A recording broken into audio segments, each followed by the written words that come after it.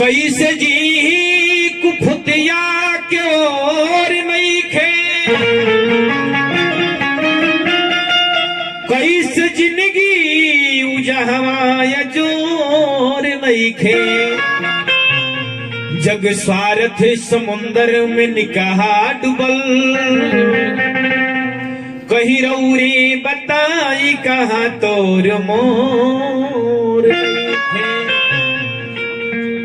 एगो बिरहन औरत के भावा कवि लिखले का, अरे दर्द से भरी गईल जिंदगी त कैसे, अरे मुस्कुराई हम, अरे दर्द से भरी गईल जिंदगी त कैसे, अरे मुस्कुराई हम। सपनवे ना रहलिया त कैसे गुनगुनाई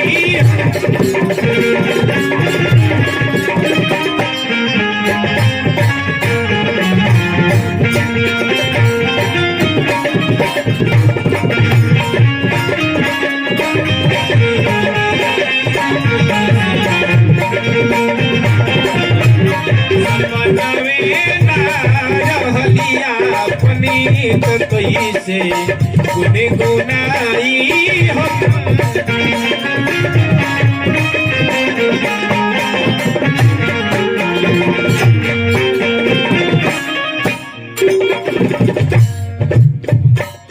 सजवले हम रही जूही बहुत अरमान में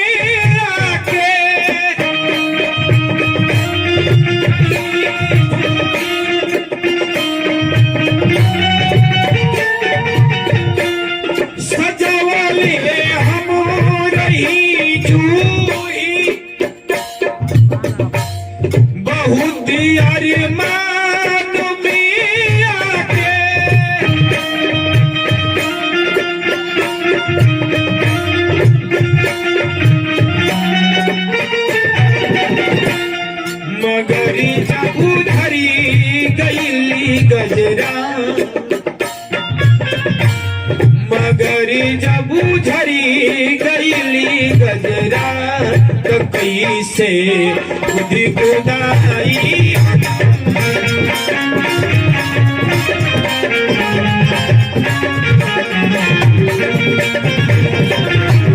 दर्द से भरी गईली जिंदगी तो कैसे मुस्कुराई हम।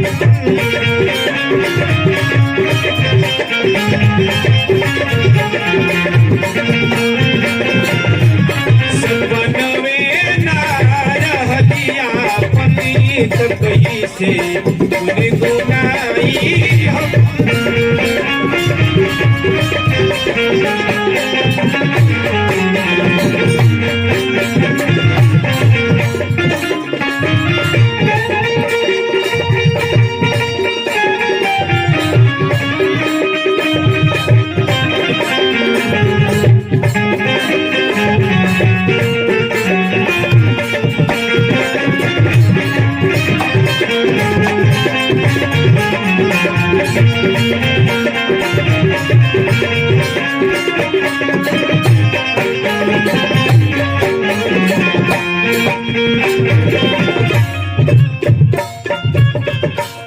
न मालूम रहे पहिले करे जावे पड़ी गिरी बिजुरी।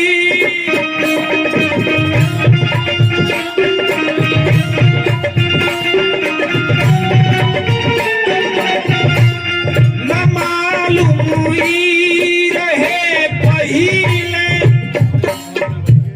करे जावे पड़ी गिरी बिजुरी।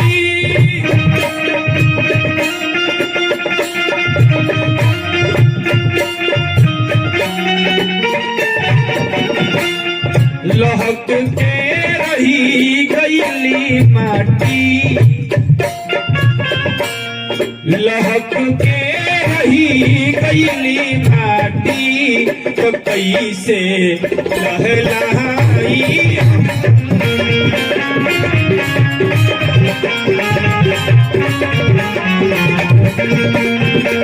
दर्द से भरी गईली जिंदगी तो कैसे मुस्कुराई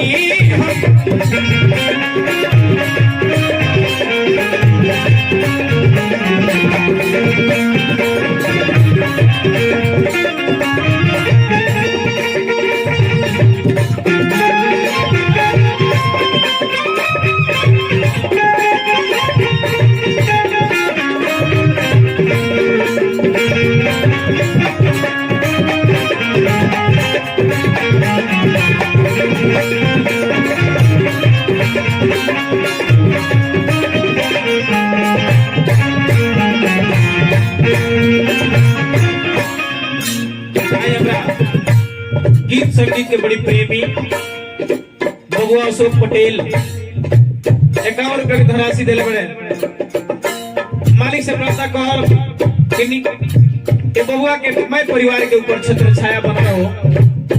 समय समय हमारे भतीजा उत्सव पटेल वो बाबू पुरस्कार दिले हैं। बाबू के आशीर्वाद दे हो, बाबू पढ़स लिखस हमनियों से आगे जा, हमने छह भाई के नाम रोशन करस कि हमरा खानदान के हमनी के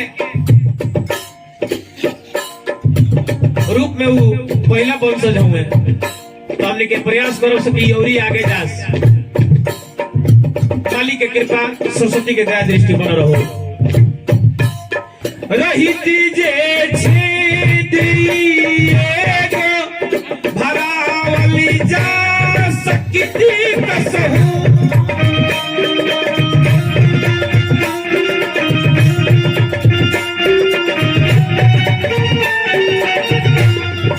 गौरी बाबू हमार देश से बाबू नहीं नहीं देश तो दादा तरह लगा तरह इनकर मामा हम लागी ले लेकिन दैया सब ले जाई बड़े बड़े भगना हमारे उपेंद्र बाबू उपेंद्र पटेल बड़ी पुरस्कार दिले मामा भगना के जोड़ी हमने के बना रहो बाबू संगत बरकरार रहो मालिक के दया दृष्टि बना रहो मैं परिवार के ऊपर खुशहाल जिंदगी बीते रही दीजे भरावली जा सकती कसहू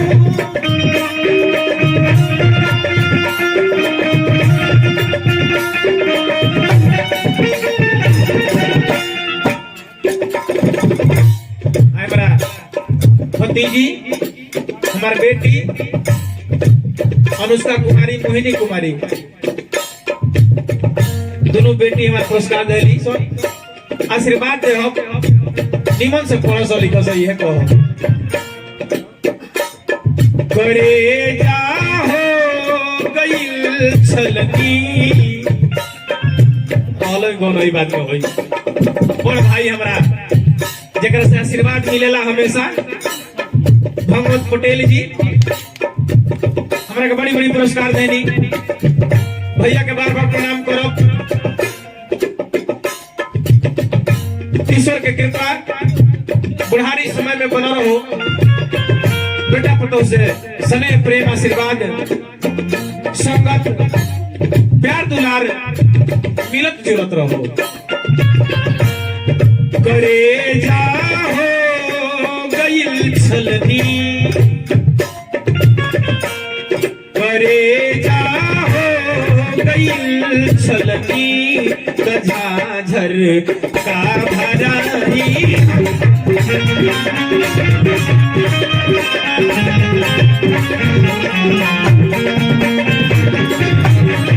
रंग से भरी गई जिंदगी कैसे मुस्कुराई हम